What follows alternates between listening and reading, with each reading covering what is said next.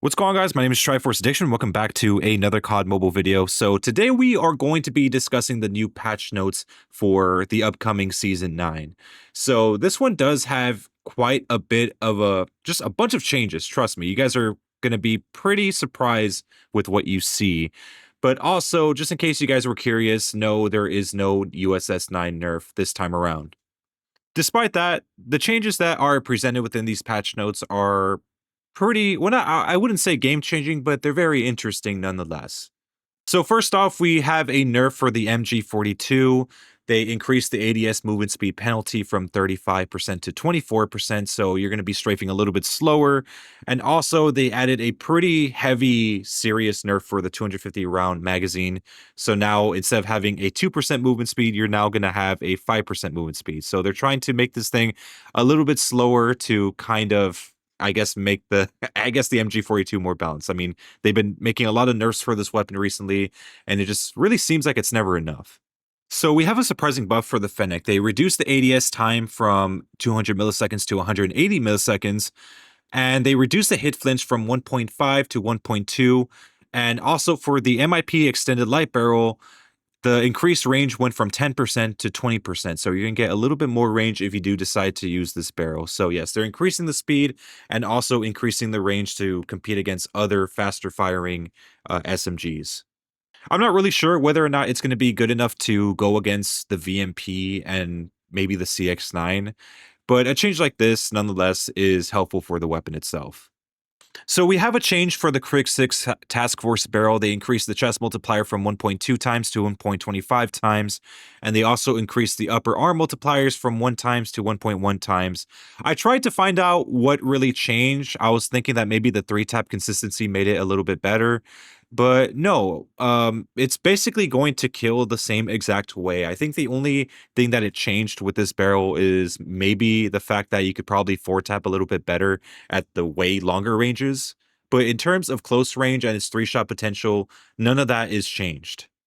So this next buff is kind of interesting to me because it kind of makes me decide how I want to use the EM2 for the near future. So basically what they did is that they increased the lower arm multiplier from 1 times to 1.1 times. So that may not be much for a weapon, especially if you use the Task Force barrel. It's already a pretty good 3-shot hitter. But what this changes is if you don't want to use the Task Force barrel, maybe you want to use the Ranger barrel for longer ranges, you could actually have a better 3-tap potential up to almost 50 meters. So if you use the Task Force barrel, you have about maybe 37 meters of full-on 3-tap potential. But if you don't want to use the Task Force barrel and you want a little bit more range, you could use the Ranger barrel, which will at least give you a chance to 3-tap up to almost 50 meters. I think it's like 48 meters, actually. That's something I'm going to look at a little bit later when the patch notes, make its way into the game. But yeah, it's a very interesting change, at least for me. I know a lot of you guys probably don't see this as a big deal, but you never know. So the range profiles did get increased a little bit with the CBR, and also the stomach multiplier went from 1 times to 1.1 times.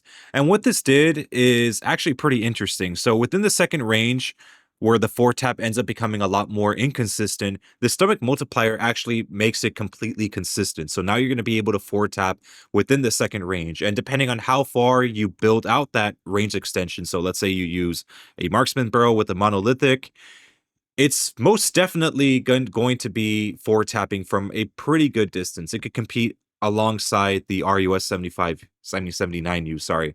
But yes, the range is going to, extend out a little bit longer for 4-tap, as well as for 5-tap, because I know when you make it to the third range, it ends up becoming a 6-tap weapon, but with this increased stomach multiplier, it basically makes it a guaranteed 5-tap instead.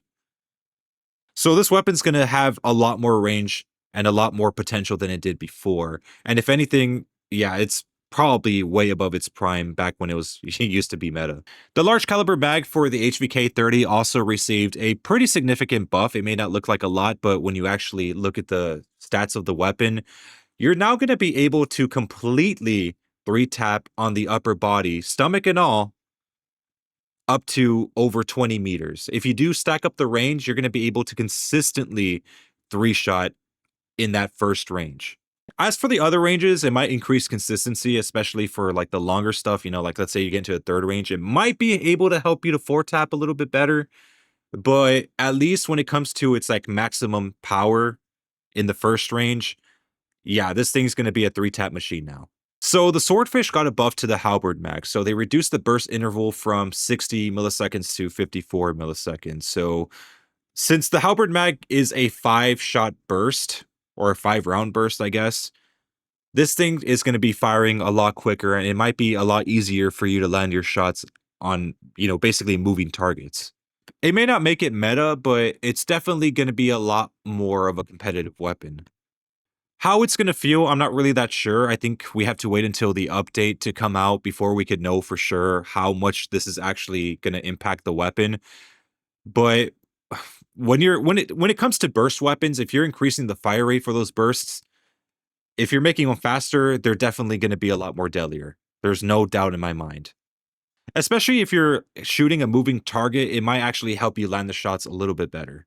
So the damage profile for the KSP-45 did get improved, at least in the second range. It went from 25 to 30, which is a pretty significant damage bump. And the reason why I say that is because now that the damage is 30, you're actually able to 3-tap to the chest and the head within the second range. And since the second range also got improved to 28 meters if you use a task force or if you use a reinforced heavy, you're going to be able to have a good 3-tap consistency up to over 30 meters.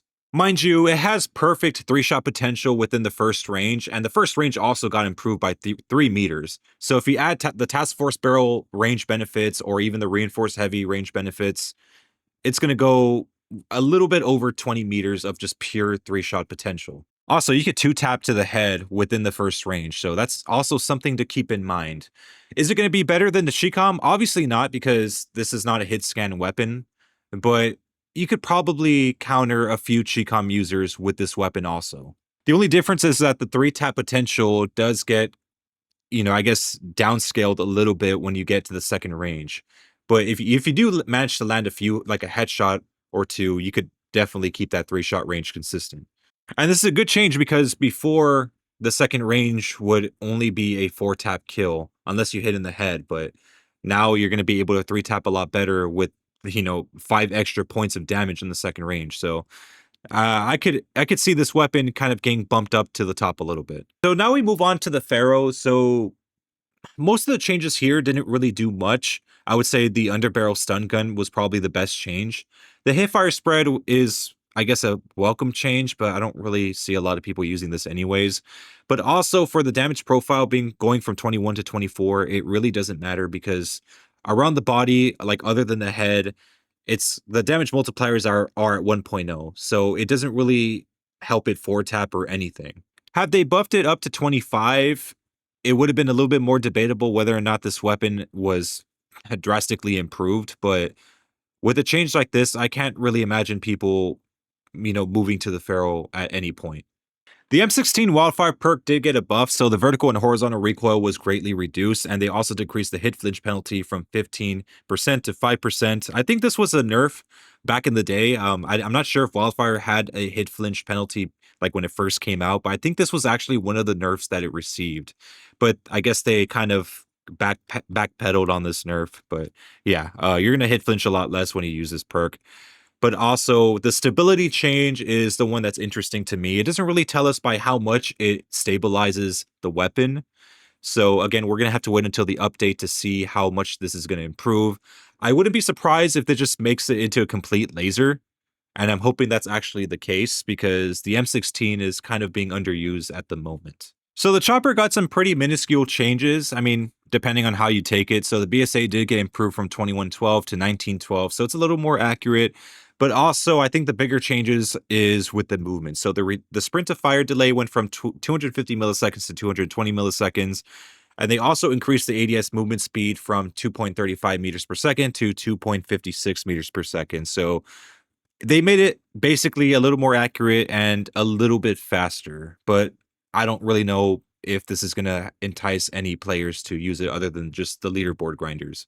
The Razerback also got a buff to the rapid fire perk, so the range profile improved from 5.9 meters in the first range and 12.8 meters to the first range, to the second range.